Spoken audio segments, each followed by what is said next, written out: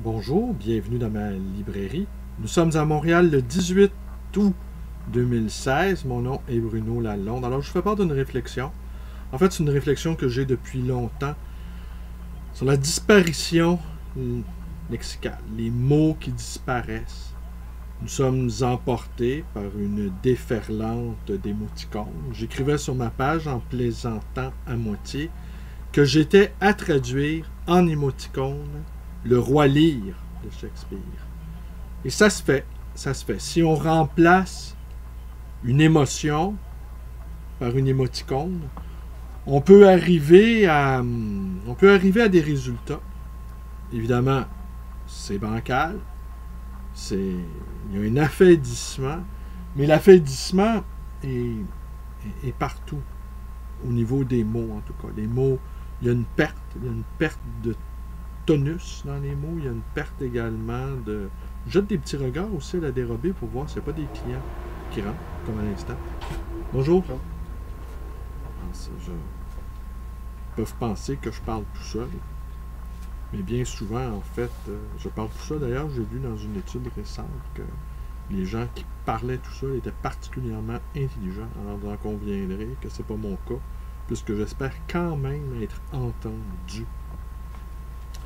Alors, où en étais-je? Donc, oui, on comprend bien que la pensée sophistiquée est de plus en plus...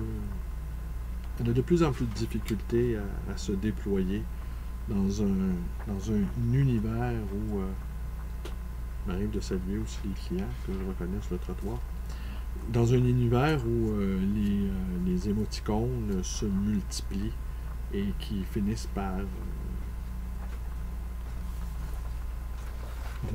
Merci. Plusieurs fois, je pense, c'est toujours le deuxième tome, puis là, le premier tome, ça fait pas longtemps qu'il est arrivé, moi. Quelques jours. Ouais, c'est ça. Quelques jours. Puis c'est que c'est même pas pour moi, j'ai les perdu à la bibliothèque, faut que je la... Ah. Je peux même pas en profiter. Allez. Mais ça coûte moins cher à remplacer comme ça que de... Ouais, j'imagine. Mais c'est parce que s'il remplace neuf, tu payes neuf, mais en plus, il y a des frais d'administration. Ah là, ça vous évite des frais d'administration, ouais. Mais ça vous oblige à de la débrouillardise. Ouais, ben, je me suis promené à Montréal, puis ça m'a fait faire du vélo. D'accord. C'est pour... je reprends le bon côté des choses. Débrouillardise et bonne santé physique. Ben, c'est que je me suis mis à promener aussi pour essayer de trouver des vrais visages. Oups. Je fais une erreur. On va recommencer si vous voulez. Mais ça m'a permis de découvrir des librairies que je ne connaissais pas aussi.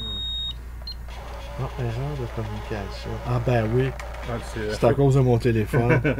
Allez, on reprend tout.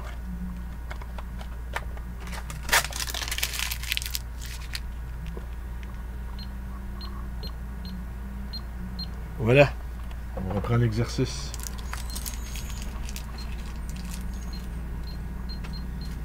Oh, putain, pas mal d'état quand même.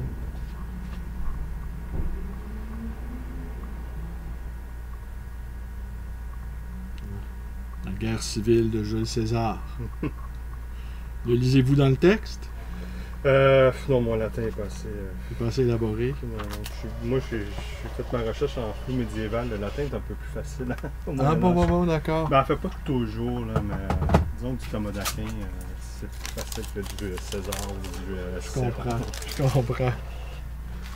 Je pense comprendre, en tout cas. Ben, en fait, c'est l'image que mon ancienne directrice de recherche utilisait pour faire comprendre c'est le Moyen-Âge, c'est presque toujours la langue seconde.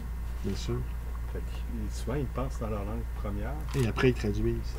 Puis en bout de ligne, c'est que des fois, l'ordre des mots commence à ressembler aux langues modernes.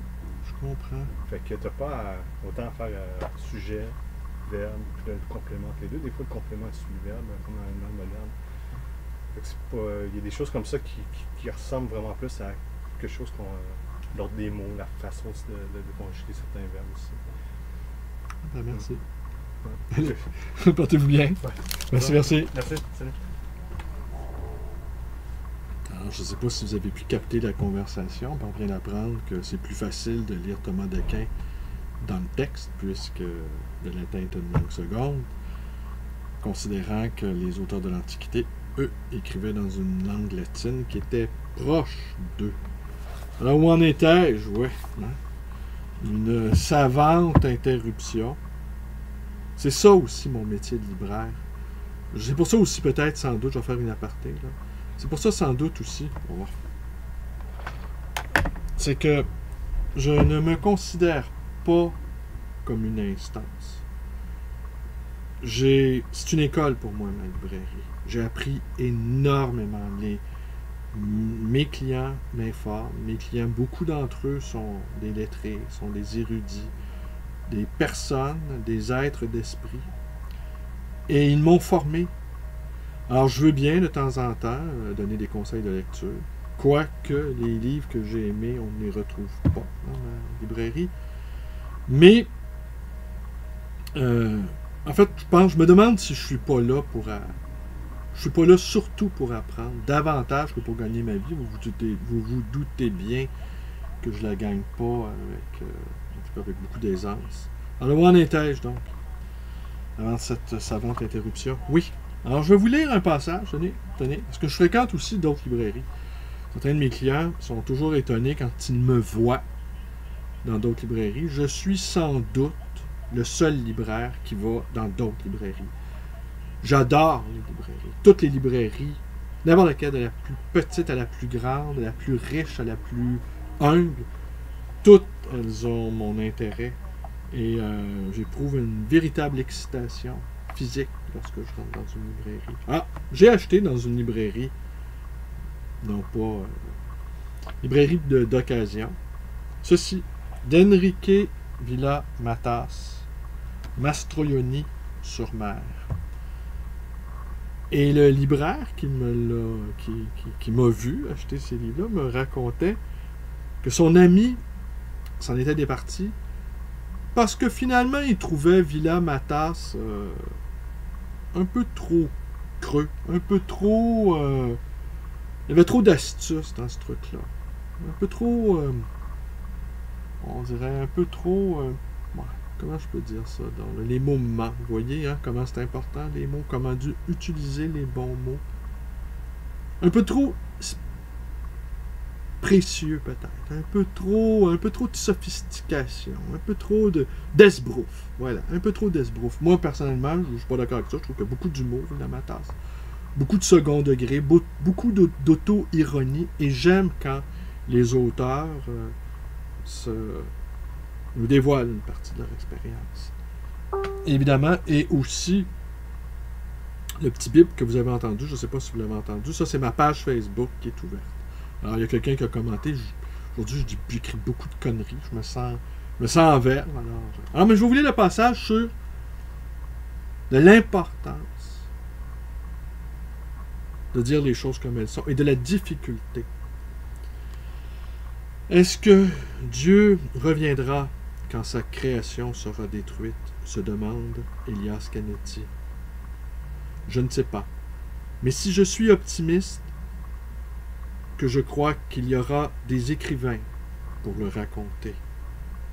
En parlant de Canetti, justement, je me rappelle un texte, Le métier du poète, dans lequel il raconte la stupeur qu'il a éprouvée à la lecture d'une notice isolée d'un auteur anonyme qui portait la date du 23 août 1939, c'est-à-dire une semaine avant le déclenchement de la Seconde Guerre mondiale. Le texte disait « Tout est fini toutefois. Si j'étais réellement un poète, il me faudrait pouvoir empêcher la guerre. » Quelle absurdité, se dit Canetti en la lisant. Quelle présomption! Qu'est-ce qu'un individu isolé aurait pu empêcher? Et pourquoi, justement, un poète? Peut-on concevoir prétention plus éloignée de la réalité? Canetti se dit tout cela, mais les jours suivants, il ne cesse de retourner dans sa tête cette notice de l'écrivain anonyme, de cet oiseau solitaire, jusqu'à ce que, soudain, il réalise que son auteur avait une profonde conscience des mots. Canetti passe alors de l'indignation à l'admiration. Il se rend compte que tant qu'il y aura des individus et il y en a, bien entendu, plus d'un, qui assumeront cette responsabilité par les mots et l'éprouveront avec une intensité maximale, tout en reconnaissant un échec absolu, nous aurons le droit de conserver un mot, le mot écrivain, qui a toujours désigné les auteurs d'œuvres essentielles de l'humanité. Ces œuvres sans lesquelles nous n'aurions... Salut, tu vas bien? Ces œuvres sans lesquelles nous n'aurions pas conscience de ce qui réellement constitue l'humanité. L'orgueil de l'écrivain d'aujourd'hui doit consister à affronter les émissaires du rien, chaque fois plus nombreux en littérature, et à les combattre à mort pour ne pas laisser l'humanité aux mains de la mort, précisément. En définitive, que nous puissions appeler écrivain un écrivain. Parce que l'on peut dire ce que l'on veut, l'écriture peut sauver l'homme, même dans l'impossible. Et pour conclure cette petite vidéo, oui, l'écriture peut sauver l'humanité à condition de combattre et de traquer sans relâche les émoticônes qui prolifèrent comme des cellules cancéreuses le champ lexical du corps. N'est-ce pas, Pierre? Oui, monsieur.